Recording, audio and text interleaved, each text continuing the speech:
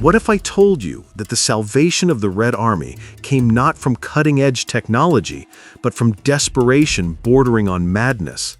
The history of this weapon began with a monstrous catastrophe, a time when highly praised innovations killed their own soldiers more often than the enemy, and troops on the front line feared their own machine gun more than the Germans. This is the weapon that they don't like to show in glossy heroic movies. They try to keep silent about it during parades. Why? Because its biography is stained not only with the mud of the trenches, but with a horrifying bloody irony.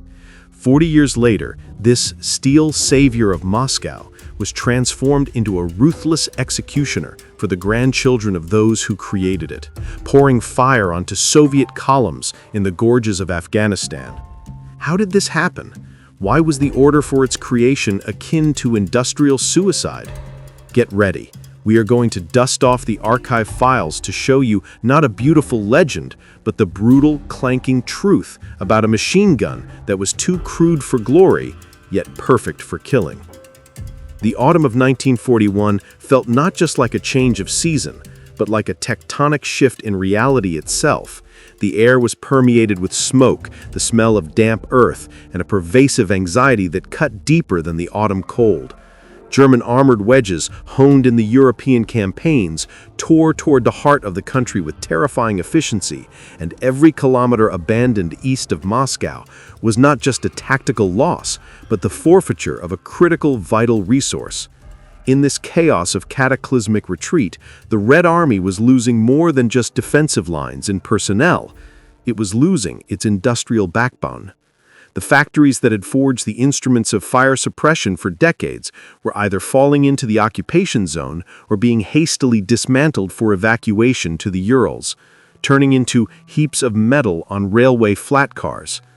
This loss, like an exposed nerve, painfully revealed the main contradiction of the era.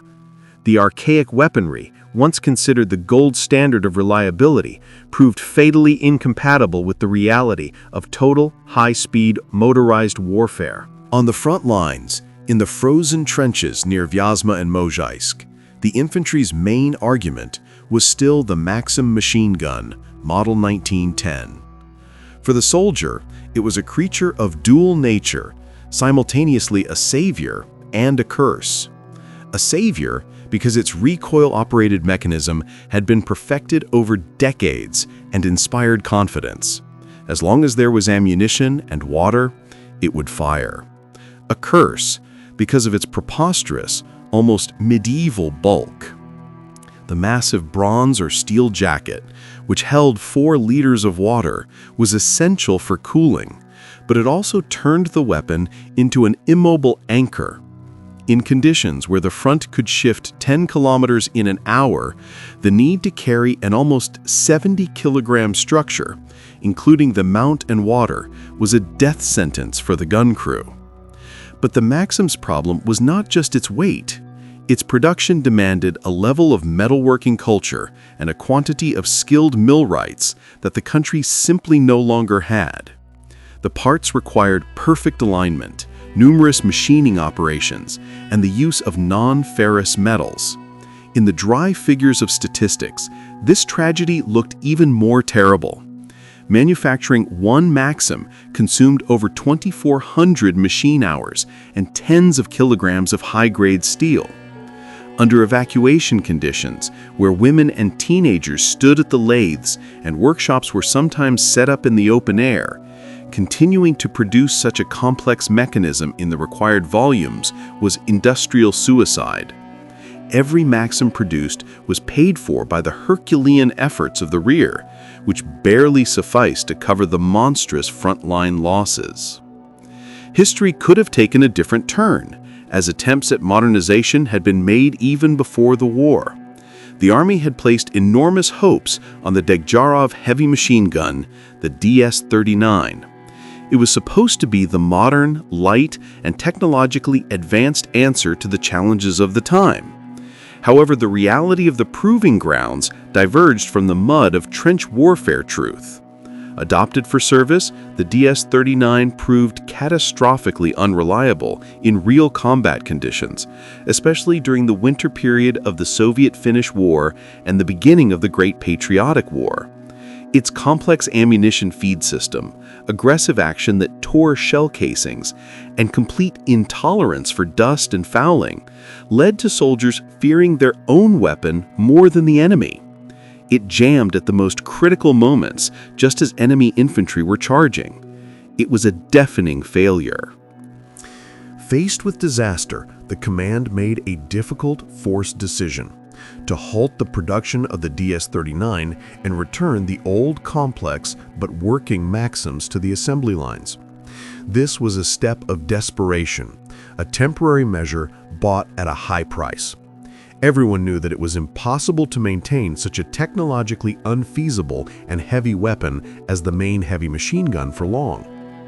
The machine gun crisis reached its peak. The infantry risked being left without concentrated automatic fire, which, under the German blitzkrieg tactics, would mean inevitable defeat. It was at this very moment, when the fate of the capital was being decided on the front, that deep within the country, in the city of Kovrov, at Factory No. 2, a group of designers led by Pyotr Maximovich Goryunov set out to solve a seemingly impossible task: to create a fundamentally new weapon in the shortest possible time, using the simplest available technology. The work of Goryunov's team, which also included his nephew, Mikhail Goryunov, and master Vasily Voronkov, was conducted not just at a frantic pace, but with a cold, almost mathematical calculation for survival. It was a battle of engineers against circumstances. They had to achieve the impossible: defeat the authoritative master gunsmith Vasily Degtyaryov, who was also developing a new model, in a competition, and simultaneously meet the brutal demands of the front. The designers abandoned all thought of elegance, polishing, and complex engineering art. They adopted three immutable pillars that became the new philosophy of the Soviet military-industrial complex: maximum simplicity, absolute survivability, and, most importantly, speed of manufacture. This was a turning point, a rejection of academic complexity for the sake of ensuring massive, overwhelming production amidst a total deficit of resources and manpower. To understand the scale of the engineering challenge, one must look at the ammunition. The Soviet Army used the 7.62 by 54R cartridge with a protruding rim, a 19th century legacy. For an automatic weapon designer, this rim is a nightmare. In the belt, cartridges cling to each other by their rims, making straight-through feeding, like the Germans used, impossible. The Maxim solved this problem with a complex mechanism. It first pulled the cartridge out of the belt backward, lowered it, and only then pushed it into the barrel.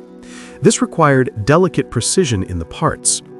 Goryunov, however, had to force this inconvenient cartridge to work in a crude, stamped machine, and he found a brilliantly simple solution.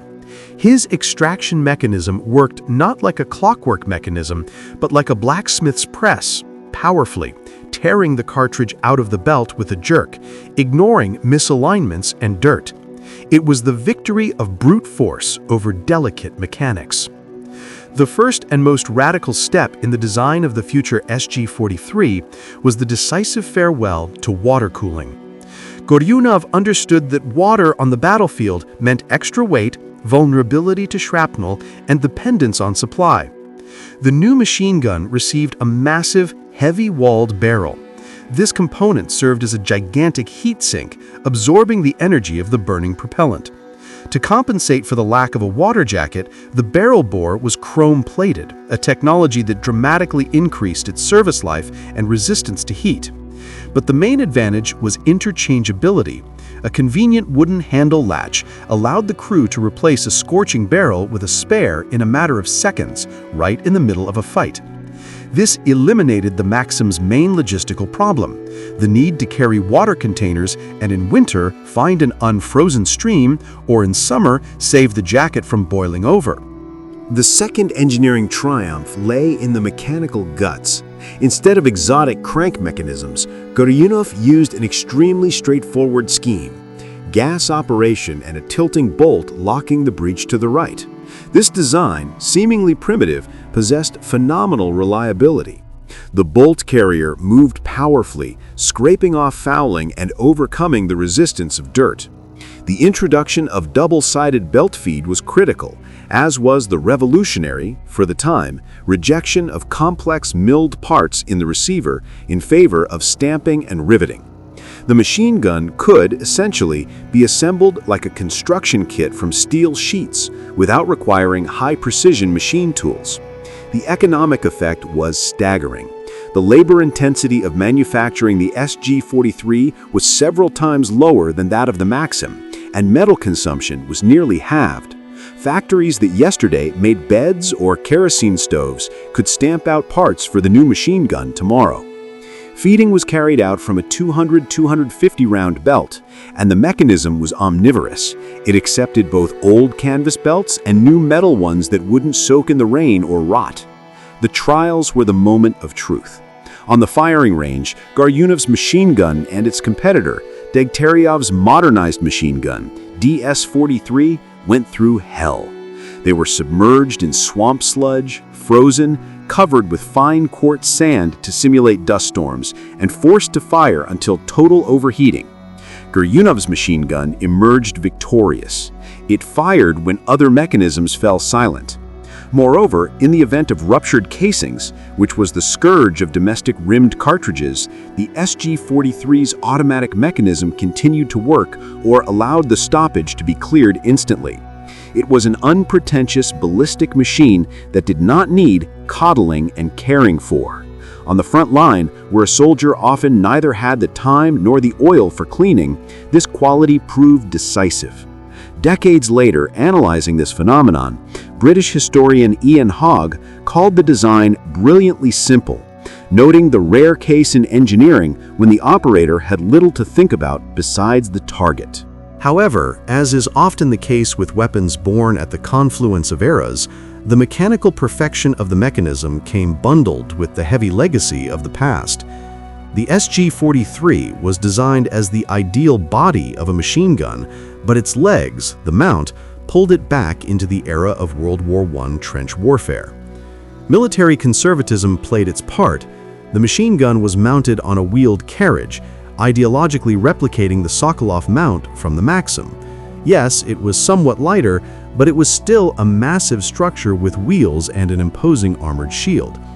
As a result, although the body of the machine gun itself weighed a quite moderate 13.8 kilograms, the total mass of the system, complete with the WWII Garnin mount and shield, reached over 40 kilograms. This created a unique tactical paradox. The MG-43 was the perfect artillery point for deep defense. With proper position preparation, when the machine gun was dug into the ground and the shield was camouflaged, it transformed into an impregnable pillbox. The crew, sheltered behind the shield, could fire for hours, creating a zone of continuous suppression. But as soon as the Red Army went on the offensive, this same weight became a curse. In mobile combat, when infantry needed to quickly change positions, sprinting from crater to crater, the MG-43 hopelessly lagged behind.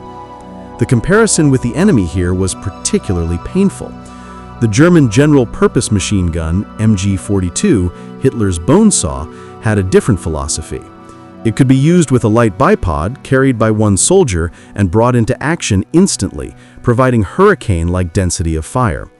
The MG-43 required deployment, mounting the tripod and leveling. Using the Goryunov machine gun without its standard mount, from the hip or from a parapet, was virtually impossible due to the lack of a buttstock and a pistol grip for fire control. The triggers were located on the back plate of the receiver like the Maxim. It was tied to the ground by its mass. Even attempts to adapt it for anti-aircraft purposes, for which the mount could transform, remained largely formal. The low traverse speed of the massive structure did not allow for effective tracking of high-speed German fighters. The reliability, barrel life, and ballistics were excellent, but tactical flexibility remained the system's Achilles heel. To assess the true value of this mount on the ground, one must step back from the weight and look at it as a fire generator. In figures, the SG-43 looked modest but perfectly balanced, exactly as much as the war required of it. It did not chase the insane rates of fire characteristic of the MG-42, up to 1,200 rounds per minute, which devoured ammunition in seconds. Goryunov chose the golden mean. The machine gun used the most common, powerful, and accessible ammunition, the 7.62 by 54R rifle cartridge, model 1908, with its protruding rim. This cartridge, despite its archaic geometry, possessed magnificent energy. The technical rate of fire of the SG-43 was 500 to 700 rounds per minute. This allowed for controlled fire, preventing instantaneous barrel overheating and conserving ammunition. Experienced machine gunners typically adhered to an even more disciplined rhythm of 200 to 250 rounds per minute in short bursts. This was not about rapid fire for the sake of noise, but sustained fire capable of pinning infantry to the ground at distances inaccessible to assault rifles. The muzzle velocity reached 865 meters per second for the light round and 800 meters per second for the heavy round. The heavy bullet retained lethal force over vast distances, allowing for aimed fire up to 2,300 meters and indirect fire from covered positions even further. The weapon's profile deserves special attention. The line of fire when shooting from the ground mount was only about 500 millimeters. This made the machine gun nest extremely low slung and difficult to distinguish in the terrain. It was difficult for German observers to spot muzzle flashes if the position was intelligently chosen. However, the low profile had a drawback. In tall grass or brush, the shooter's view was obstructed, and the firing sector was limited by the shield and wheels. The design of the machine gun made absolutely no attempt at external aesthetics. Crude welds, blued steel, simple wooden handles. It was a durable, utilitarian machine created for a single purpose: converting cartridges into enemy suppression. For the conscripts of 1943, many of whom were yesterday's peasants with minimal technical literacy, the SG-43 was a revelation. If the Maxim demanded an almost intuitive understanding of mechanics, the ability to pack stuffing box seals with asbestos cord by feel and adjust the tension of the return spring, the Goryunov was as simple as an axe. It didn't ask to be an operator or a mechanic. It only required one to be a shooter. Training the crew took mere days, not weeks. The sensation of firing it was heavy, rhythmic, like the work of a pile driver. The recoil was absorbed by the mass of the mount, and the machine gun didn't jump in the hands, but methodically hammered bullets into the target, instilling in the soldier a grim, cold confidence in its capability.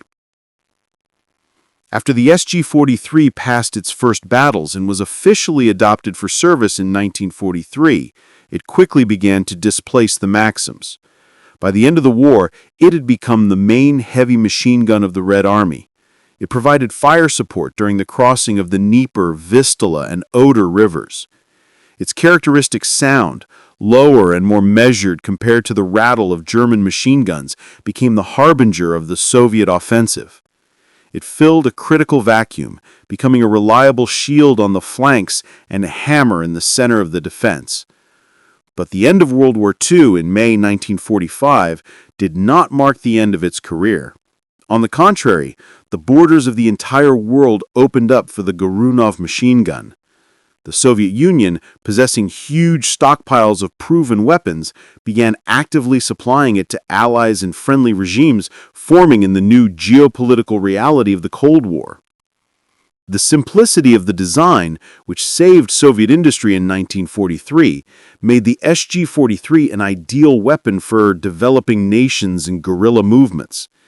It did not need to be serviced in sterile laboratories. It forgave the mistakes of untrained soldiers. It worked in the sands and jungles. Immediately after the war, analyzing the combat experience, designers carried out a modernization, resulting in the SGM index, Stankovi Goryunova Modernizirovanny, Goryunov mounted modernized. Externally, it didn't change much, but the details became more refined. The barrel received longitudinal ribs to increase the cooling surface. Now it cooled faster. The cocking handle was changed to be more convenient, and the belt feed mechanism was refined. But perhaps the most important change was the attempt to move away from wheels. A new universal tripod mount designed by Sidorenko-Malinowski was developed for the SGM. It was lighter, more compact, and finally allowed for full-fledged anti-aircraft fire, providing 360-degree coverage.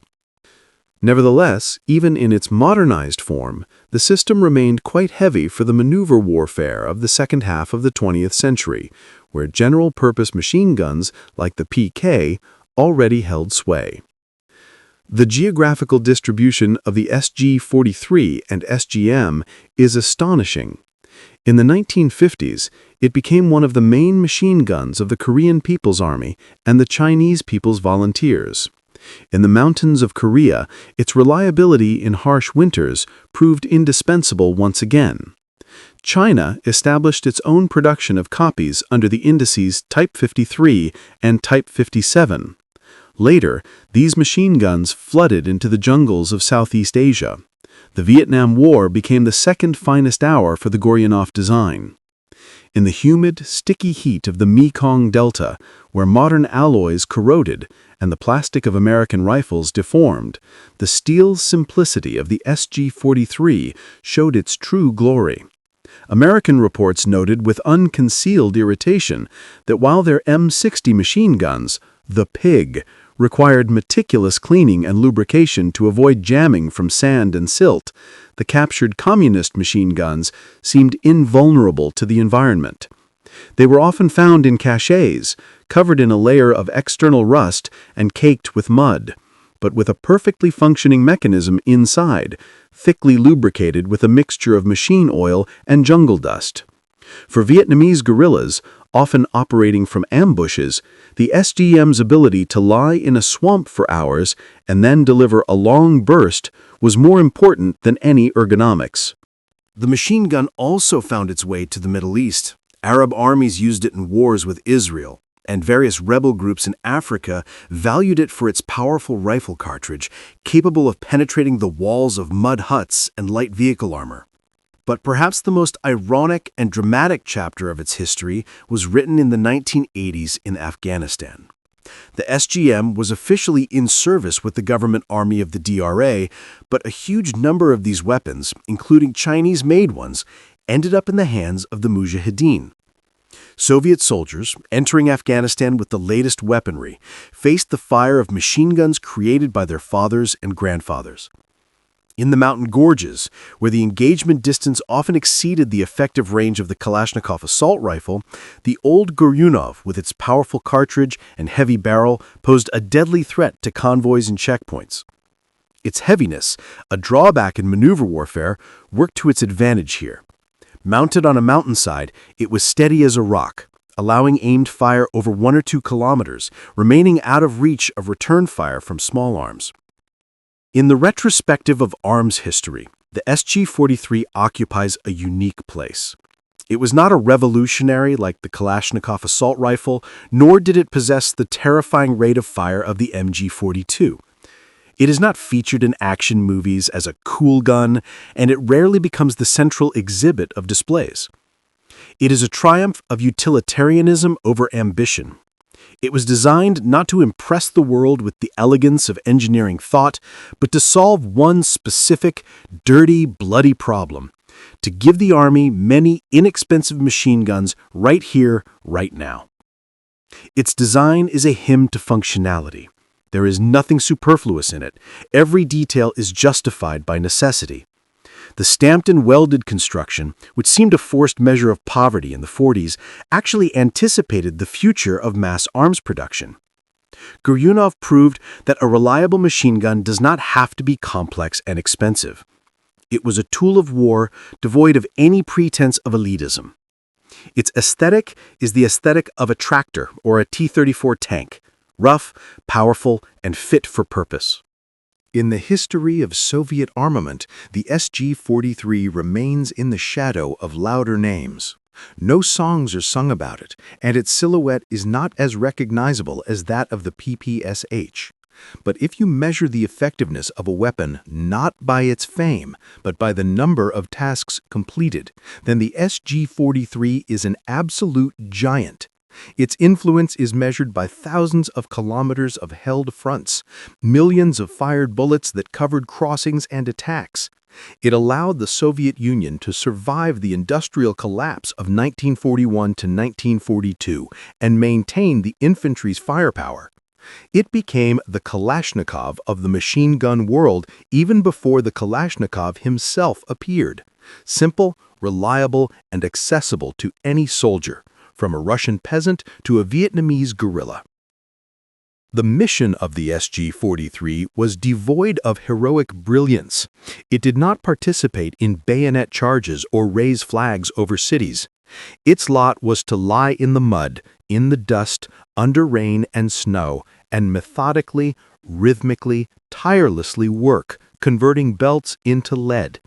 And in this inconspicuous, heavy grunt work, which it performed for half a century across all continents, lies its true, great magnitude.